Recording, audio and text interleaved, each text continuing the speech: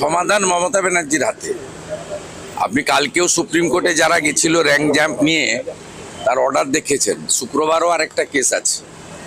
Stand তো খুব clear, যোগ্য অযোগ্য বাছাই করে তালিকা দিয়েই রিভিউতে গেলে কিছু হবে, জেনারেল রিভিউতে কিছু হবে না।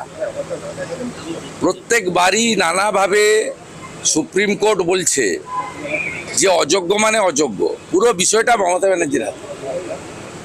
এবং কালকে পরশুদিন প্রাইমারি হিয়ারিং এ দেখেছেন এজি কি বলেছে।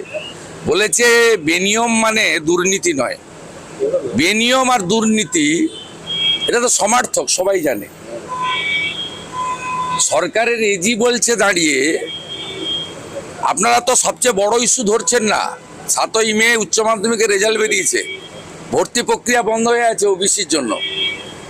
ডিএ, ওবিসি 26,000 আর আসছে প্রাইমারি, এই চারটাতেই পিসি